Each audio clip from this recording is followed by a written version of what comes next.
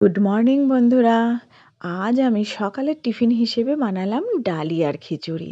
এখানে নিয়ে নিয়েছি 2 কাপ ডালিয়া, 1 কাপ মুগ ডাল আর হাফ কাপ মসুর ডাল ধুয়ে রেখে দিয়েছি।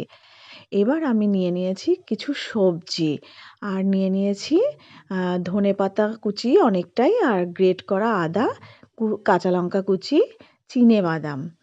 এবার প্রেসার কুকারে আমি 2 চামচ ঘি দিয়ে দিলাম। ঘিটা গরম হওয়ার পর আমি তার মধ্যে দিয়ে দিলাম জিরে। জিরেটা ভালো করে একটু ভাজা ভাজা করে নিলাম। করে নিয়ে তার মধ্যে দিয়ে দিলাম গ্রেট করা আদাটা। আদাটাও নেড়ে চেড়ে আমি দিয়ে দিলাম তার মধ্যে সবজিগুলো।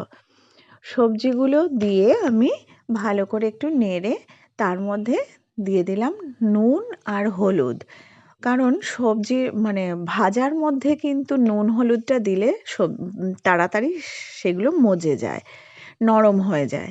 এবার দিয়ে দিলাম আমি লঙ্কা কুচিটা আর বেশ কিছুটা ধনেপাতা কুচি।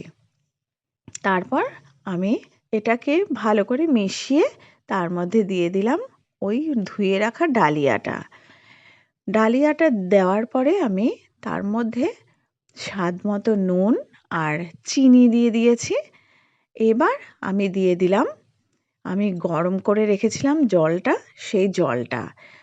তা জলটা গরম করে রাখলে সুবিধাটা এটাই যে খুব তাড়াতাড়ি হয়ে যায় চট করে, আর হচ্ছে মানে স্বাদটা সত্যি খুব ভালো হয়। দেখো, একটা সিটিতেই কিন্তু রেডি আমার ডালিয়ার খিচুড়ি। দেখো বন্ধুরা, খুলেছি ঢাকনাটা, এত সুন্দর গন্ধটা বেরিয়েছে। ব্যাস রেডি ডালিয়ার খিচুড়ি, পুরো নিরামিষ। আর কারা কারা ডালিয়া খেতে ভালোবাসো কমেন্টে অবশ্যই জানিও। আর বন্ধুরা, আমার চ্যানেলটাকে অবশ্যই সাবস্ক্রাইব করে দিও প্লিজ। আর ঠান্ডায় এই ডালিয়ার খিচুড়ি কিন্তু দুর্ধর্ষ লাগে, তোমরাও অবশ্যই ট্রাই করে দেখো।